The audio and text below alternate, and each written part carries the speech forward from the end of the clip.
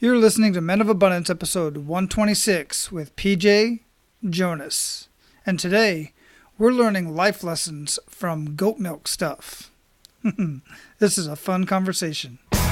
Welcome to Men of Abundance, the podcast for those looking to level up their lives by hanging out with some of the greatest leaders and established professionals in our community, living a life of integrity, honor, and the abundance mentality.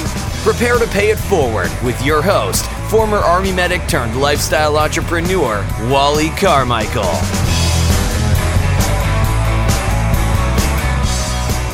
What's up, Men of Abundance? I am Wally Carmichael, your host and founder of the Men of Abundance podcast, the Pay It Forward community. Today we have another very fun conversation, and this is yet another great guest that was introduced to me by that amazing group of people, the amazing team over at Interview Valet. You've heard me talk about them before. They send me so many amazing people to talk to with all of these conversations.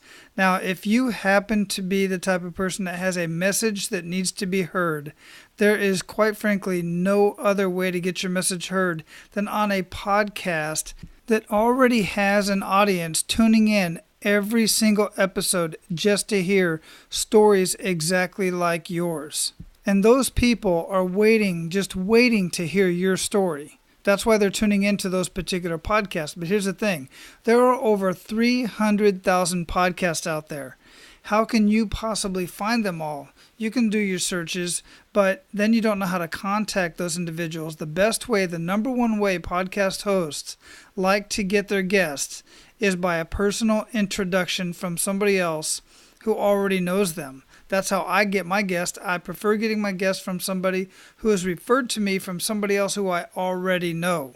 For instance, I get many pitches on Facebook. I get pitches on my website of various people who want to get on the Men of Abundance podcast, but I don't know them. I check them out. It seems like they're trying to pitch to me. It just doesn't feel right, and their background doesn't look right to me. Every single person the Interview Valet has sent to me has been an exact fit, just like PJ is today, and you're going to hear that one.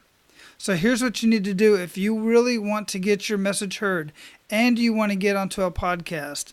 Get in direct contact with one of the founders over at Interview Valet, Mr. Tom Schwab. And you can do that by clicking on the link in the show notes of this episode, menofabundance.com/126.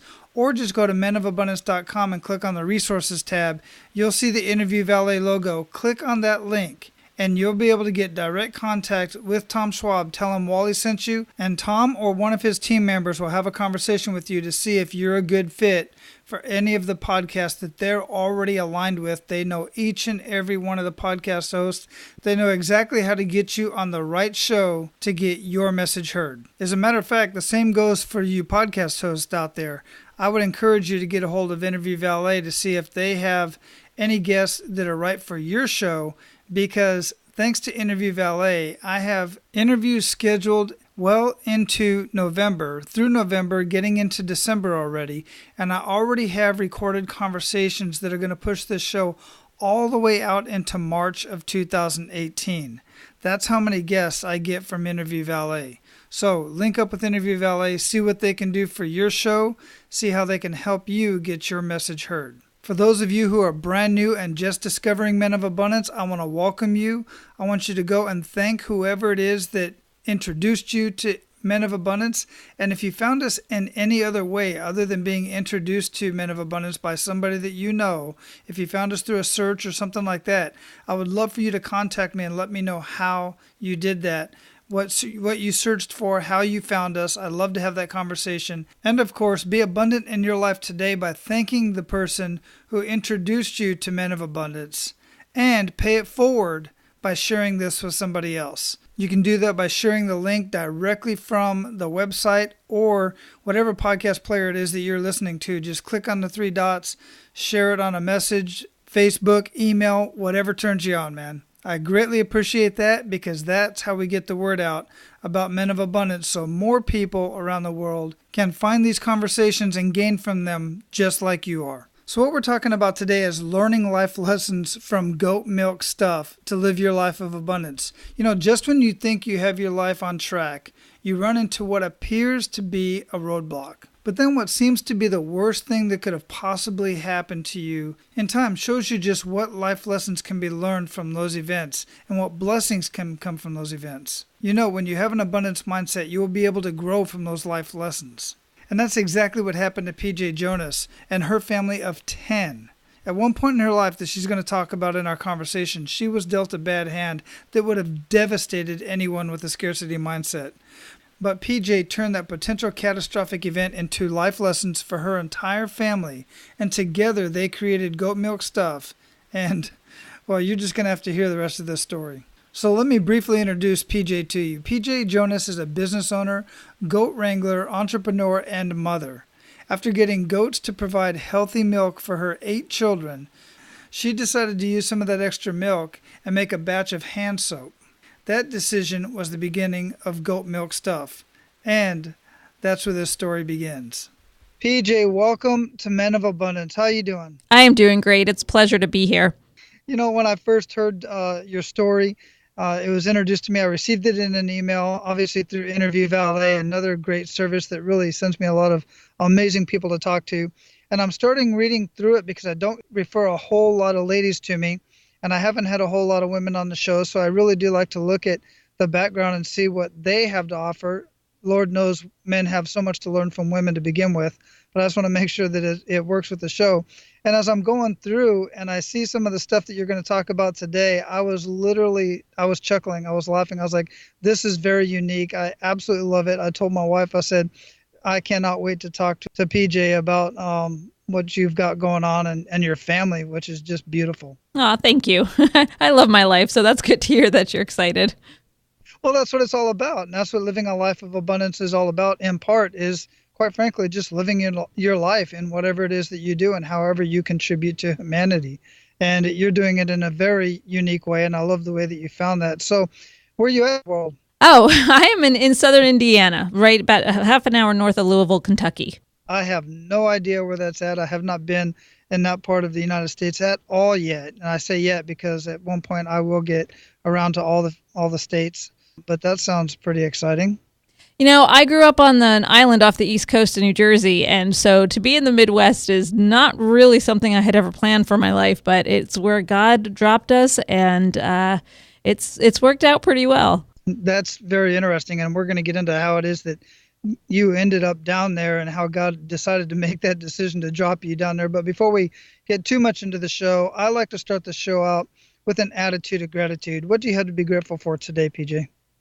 I am just always so grateful for my family. They just make waking up every morning such a joy. Even when they're being kids and bickering, they're still just really thankful for them. Wonderful. Absolutely beautiful. And again, that's another thing that's really a big part of my abundant life is just really cherishing family and putting more focus on that. So before we got started here, I just talked very briefly about what it is that you do. I didn't get too personal because here at Men of Abundance, we like for the abundant leader to really get personal themselves and show a little bit more about us. But we know that you are a goat wrangler, an entrepreneur, a mother. We're going to really get into that. But let's learn a little bit more about PJ. Let's get a little bit personal. Well, I am a homeschooling mother of 8. I met my husband when we were both attending the University of Virginia. We had no idea we were going to have 8 children. At that time, I knew I wanted a large family, but we hadn't quite settled on 8. Although I did say I wanted an even number of children, so I did. That did work out that way. That was kind of how it all started. Just the two of us back at the University of Virginia, and kind of dreaming big about what our future was going to be. Why is it that you made the decision? Where did the even number come from? I wanted them all to be able to pair up, and when you have an odd number, usually somebody's left out. And that's a difficult place to be. I had 2 best friends in high school, so there were 3 of us. So it always kind of felt like someone wasn't able to do something or was left out. And I was like, that's it. I want a large number of children and I want an even number of children. So nobody has to be left out. That's very interesting. I like that concept. And I like the idea of not wanting to have anybody left out. So, ultimately you got into goat wrangling, and I have no idea what that is or what it entails. I'm very excited to learn more about what that is. But it seems to me in all the conversations that I've had that anybody who ends up on a drastic end, like you said, you started in one place of the world and in your life, and somehow you ended up in another place. Generally, that has something to do with some sort of a kick in the gut moment.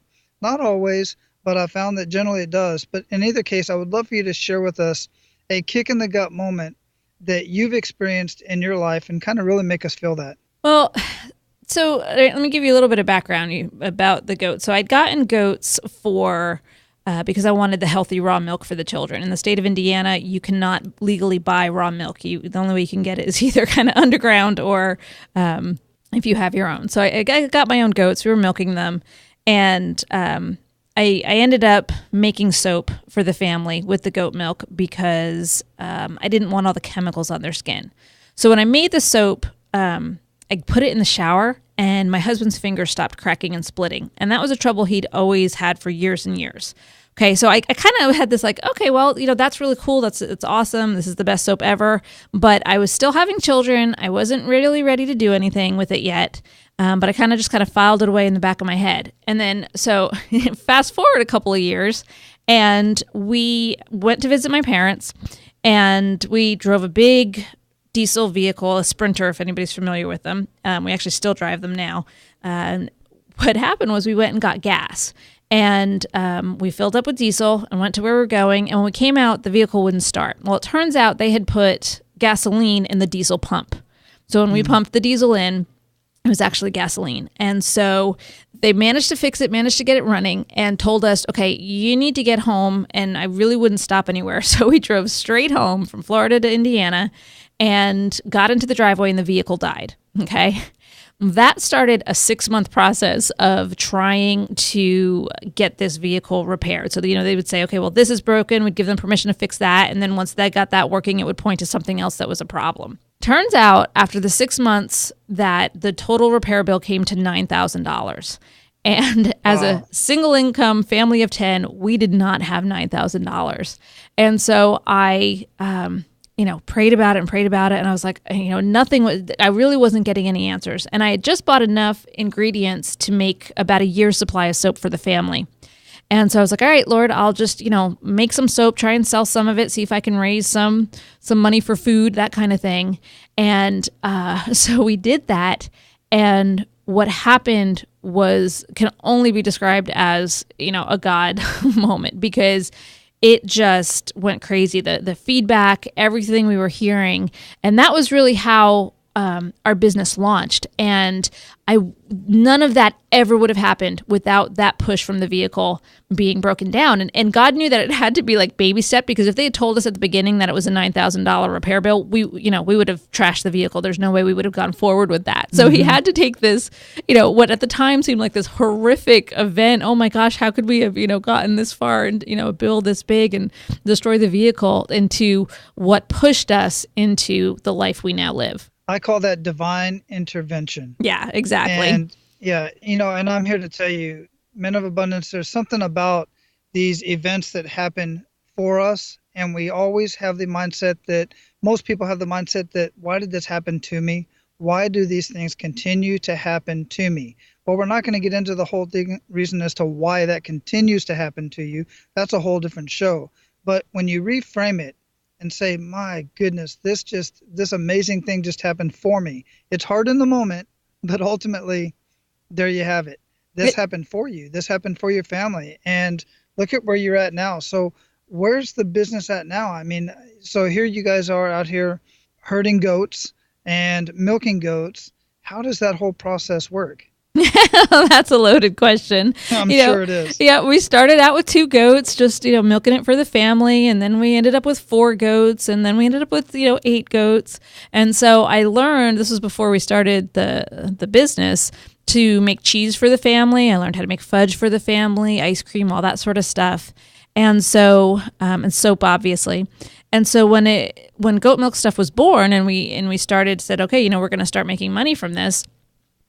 It was really a matter of translating what we had been doing for us into something that we could share with the public. And so a lot of that has been figuring out how to manage the growth, right? Because it's easy to do it on a small scale for yourself, but when you're growing and you're growing faster than you necessarily are prepared for, there's a lot of challenges in that. The coolest thing I like about this whole thing, so obviously your family's involved in all of this as well. I've seen your website. I see your kids out there with the goats. And again, I said this at the beginning, really, truly a beautiful family. I'm looking at the family photo here with the goat. What's the goat's name? I think that's Fashion is usually probably the one you're looking at. I love it. It's just beautiful, and you're all involved in it. How do the kids assist and help out with the business and just everyday life out there? Well, the kids are integral to the business. We really literally could not run this business without them. They've been involved from the beginning. They are involved in making every business decision. We have a family meeting when we do it. They're all involved with the finances. Okay, do we want to invest in a new building? Do we want to increase the number of goats? All of those decisions. They've gotten paid from the beginning, so they've had to learn how to manage their finances. They pay their own taxes, all of that. They all have their own retirement funds. They all manage all of that. And then as far as the individual day-to-day working, everybody kind of has their area of responsibility. There's jobs that people don't necessarily want to do that need to be done. So it's not that they only do what they like, but they're certainly gifted in different areas. So I have some boys that just work out in the barn with the goats. That's where they want to be. I have some that work in the kitchens. I have some that work just in the soap room. My daughter, oldest daughter, does a lot of the social media and tours and that sort of thing. And then my youngest two, my two little girls, who right now are 9 and 10, work we have two farm stores. We have our farm store and a sweet shop. And so they greet all the customers and serve the customers and ring them all up and stuff. So that's always fun to watch people react to giving a 9-year-old their credit card and processing their payment. We've had some funny stories with some of those reactions. But, I try very much to use their gifts that God has given them to benefit the business while, not just sweeping their weaknesses under the rug, but giving them some things to help them grow in those areas as well. That is just wonderful. One of the points that I want to make that you said, and I love that you said that, because what you said was that they don't love every process, every part of the process, but they all have to do their part. But you are focusing on and capitalizing on their unique skills. And I love that so much, because just today, the day that we're having this conversation right now is June 16th. And just today I launched episode 88. And the topic was, I love the outcome, but not all of the process. But it's part of that process that you have to do. And I really love that. It's just interesting that you mentioned that, because that was what was on my mind today as I launched that episode. But the other cool thing that I love about what you're doing is you're homeschooling. And I'm very, very big on education. I just like proper education. I like education that matters. I don't like education in the sense of just teaching kids a curriculum just because the school district says these are topics and subjects that you need to have in order to get through college or get through, high school or whatever the case may be. You're teaching your kids real life skills from top to bottom that are going to go on for generations. And I just absolutely love that you're doing that.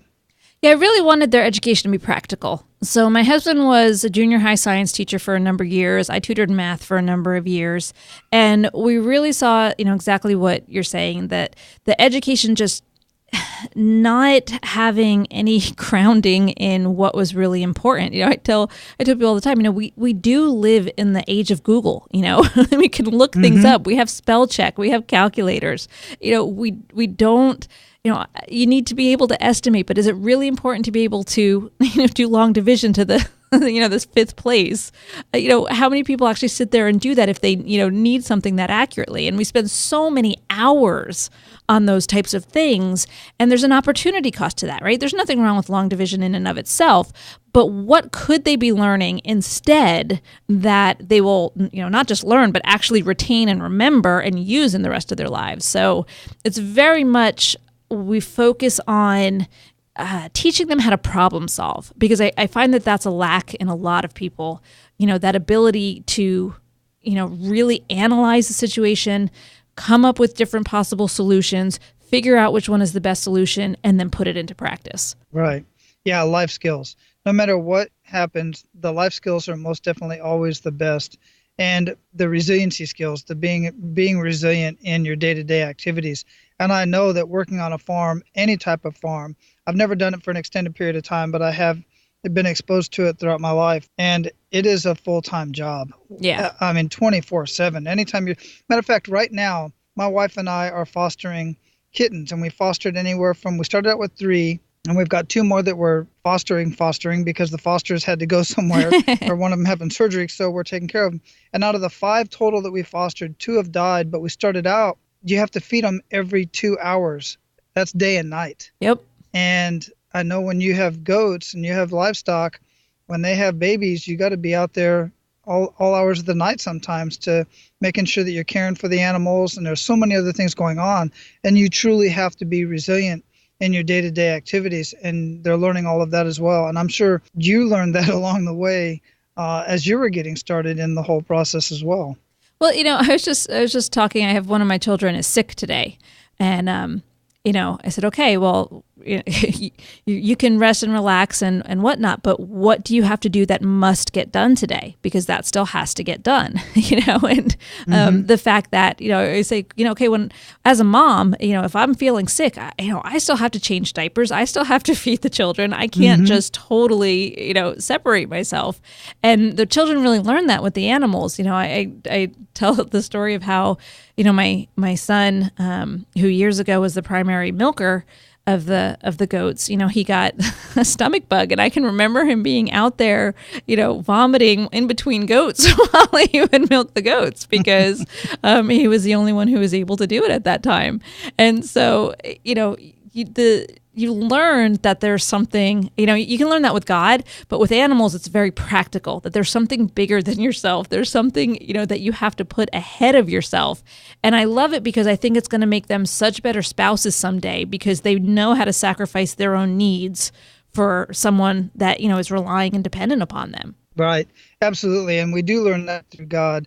But God teaches us through the animals and is teaching you through the animals. That's my belief. He's put these systems in place for us to learn from. And I truly believe that I can just imagine your son out there. And I'm picturing one of my boys doing that. And I have to admit, they're not trained to do that. And I can imagine the complaints and the gripes and stuff, because just to get up and go to school with a stomach ache is a task. But to be out there with the goats and milking the goats and working, well, much respect, a lot of respect for sure, really, for all of you. Yeah, and I've always just really kind of tried to have the long-term view and not treat them like, I don't know how to say this. I mean, because they're children, and obviously I take into account the fact that they're children. I don't expect them to act like little adults, but I'm raising adults, right? I'm raising them to be adults. I'm not raising them to be children. So if I make excuses, oh, you're not feeling well, okay, you don't have to do that today, then you're just making it easier for them the next time something happens for them to say, oh, I'm not feeling well. I don't think I can do that today. And it's funny when you start to get employees working for you and you kind of hear that from them, you're like, okay, I know how you were raised, kind of thing. Right. Well, that's a good point. I'm glad you brought that up about the employees. So I personally know, and I've known of kids, I've talked to adults that grew up and they had rough childhoods growing up.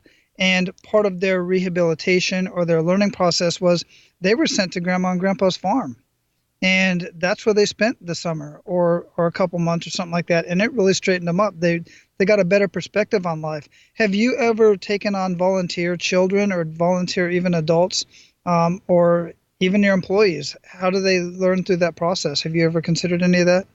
Well, there's legalities with it. We're set up as a for-profit business, so we can't just the way the government works is you cannot take people in like that and have them do any work that materially benefits the business without treating them, workers' comp and, all of that sort of stuff. So we haven't done that. Now, that being said, we have had several employees at rough patches in their life, back home from war, that kind of thing, who have come and worked with us as full-time employees. And, we help them get you can't be a part of the goat milk stuff team and on the farm and not get a lot of the having me treat you like one of my children sometimes. So yeah, they tend to hear a lot of it. Awesome. No, I like that. And I personally think it probably is better to do it in a compensation way as an employee, just for the full benefit of it. I think it's great. Yeah, really wonderful. So before we move on into the Pay It Forward part of the show, I'd love to hear any sort of, you've already mentioned a good news story from your husband's aspect, and as far as, the cracking of his hands and stuff, and I know how that goes, and it helped out with that. What have your products done, or just the business in general, done for other families?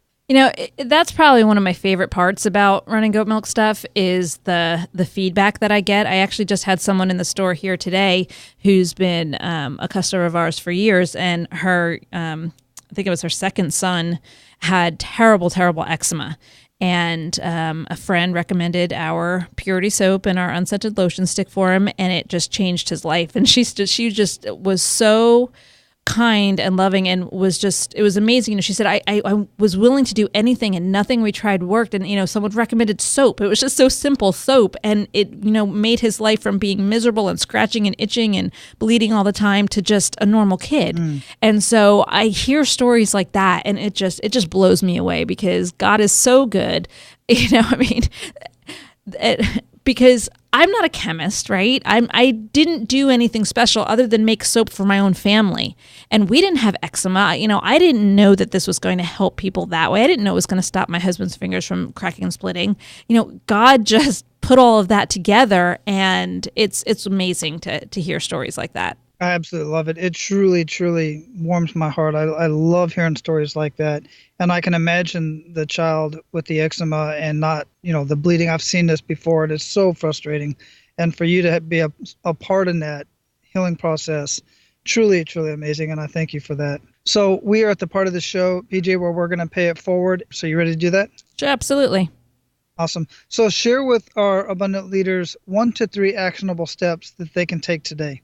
So I think so many of us get caught up in the culture that everything has to be done, and we have to take advantage of every good opportunity out there. And I think by getting involved in all of the good things, we miss out on some of the best things that God has for us. So I generally try and tell people, if you're feeling overwhelmed, if you're feeling like, sometimes it's just you're not able to just sit and enjoy your life and enjoy your family and what you're doing, take a look at everything in your life and figure out one thing to drop. And it's not going to be easy, right? Telling people no, we let people down, or we feel like we're letting people down. That's very difficult to do. But if you can just open up a little bit of space in your schedule where you can just kind of be in the moment and have more free time to be, whether it's, with yourself introspective, with God, with your children, that's going to make a huge difference in your life. And then the next step would be the next time someone asks you to do something, to say no, that you're not going to, because you've created that hole, right? A lot of us then try and fill it in with the next thing, to be able to then follow up and say, no, I'm sorry, I can't do anything else. Yeah, very good. And thank you for sharing that. I love that you said that. What daily habits, other than dealing with your goats and your business and everything, but what daily habits make the biggest impact in your life? Being the mom, being the entrepreneur, being the one who kind of drives everything around here, I really have to learn to take care of myself, right? Not pamper myself, not put myself up on a pedestal or anything, but, do the things that I need to do for myself to be able to keep functioning forward. So for me, getting to sleep on time is probably one of the hardest habits that I have to daily really work hard to maintain. But that is it's just essential for us to be as productive as we are. Wonderful. Absolutely. So what are you reading or listening to right now that you would recommend to our abundant leaders, and why? Well, I'm actually reading the Chronicles of Narnia out loud to the children, something that we had done several years ago, and the younger children don't remember it, and the older children wanted me to do it again. And it's amazing how, every time I reread that, just how you can see God in it and just how it makes you think about the parallels with your life.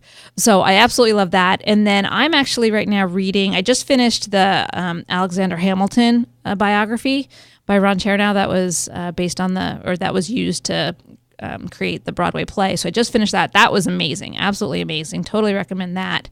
And then I'm reading a book called Fortune's Children, which is the story of Cornelius Vanderbilt, and who was, the wealthiest man at that time ever, and how he passed all his fortune down to his children.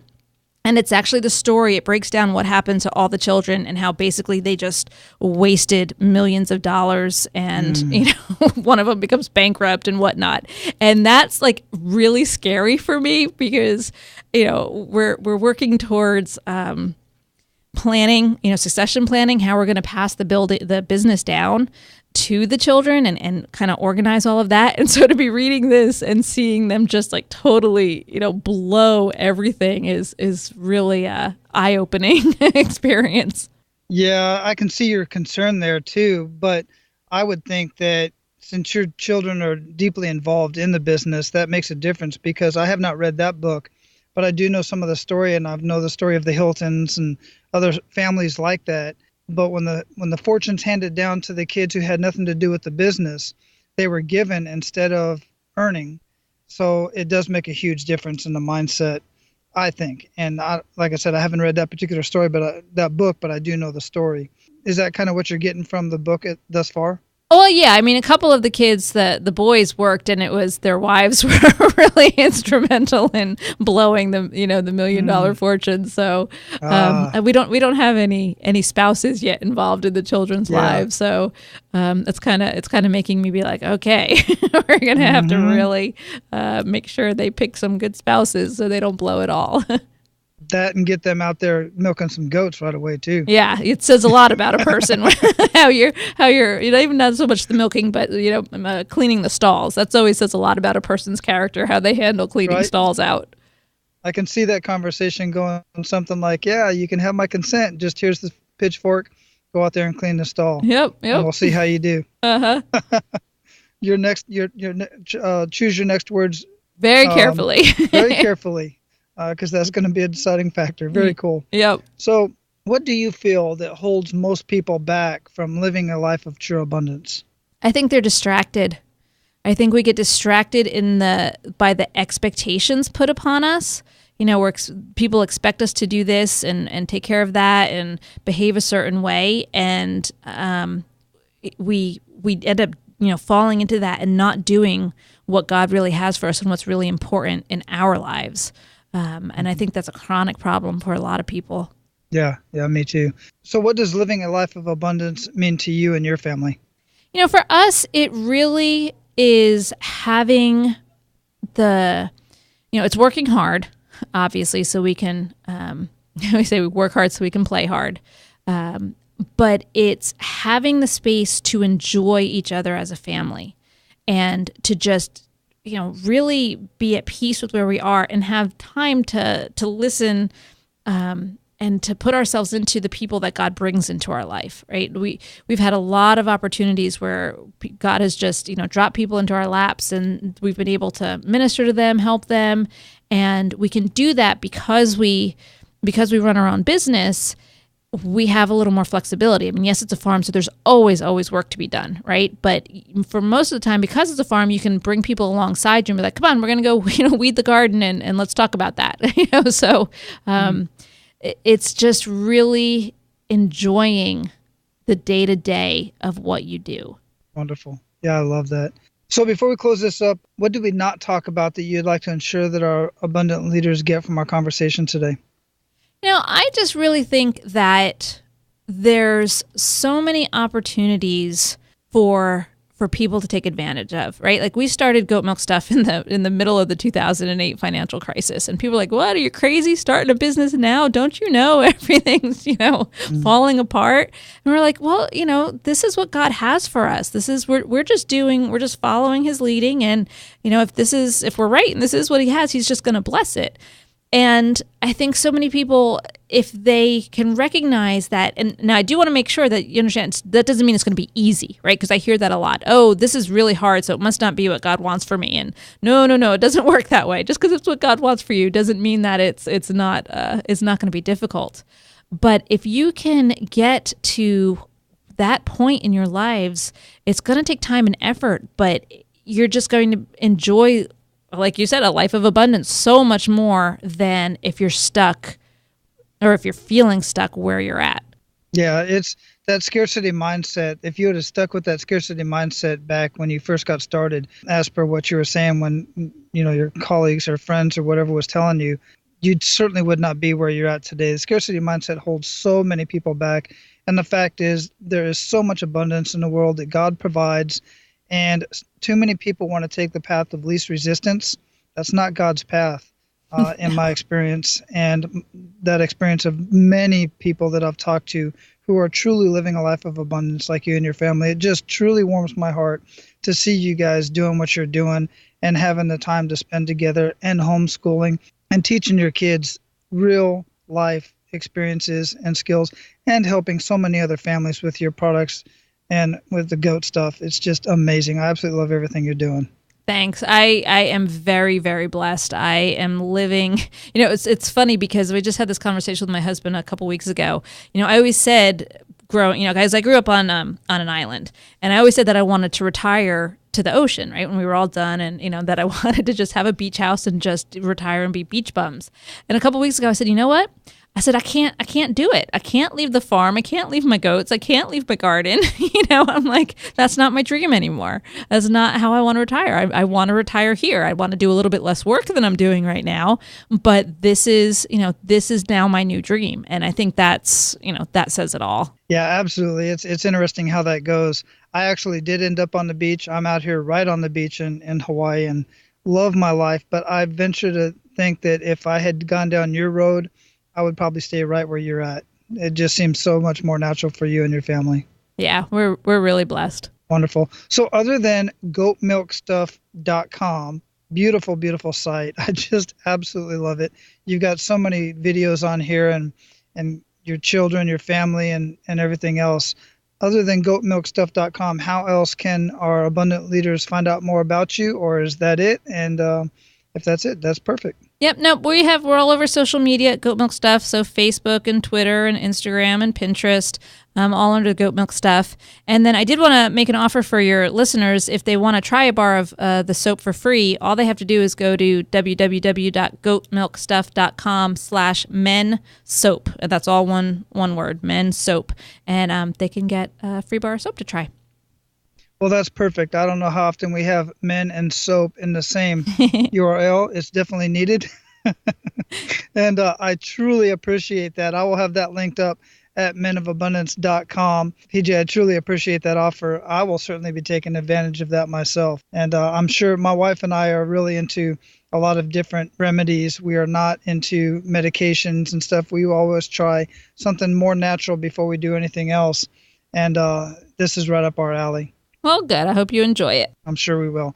PJ, it's been a pleasure. I knew it would be. And I thank you very much for your time, and just keep doing what you're doing. Thanks so much for having me. My pleasure. Aloha. All right, guys. As PJ said it so wonderfully, too often we let other people's expectations of us hold us back from what we should really be doing. And you know what that is. We often let society dictate who we should be, how we should show up in the world, and how we should be serving humanity.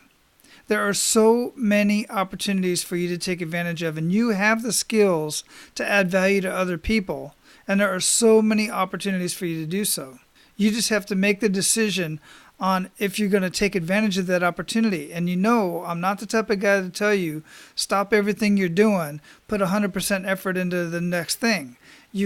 Most people can't do that. You have families to support, but you can do it slowly and work into it. Eventually let it be your thing. But what I'm saying is, don't be afraid to try new things and to go the path that you feel you should be going on, not the path of least resistance.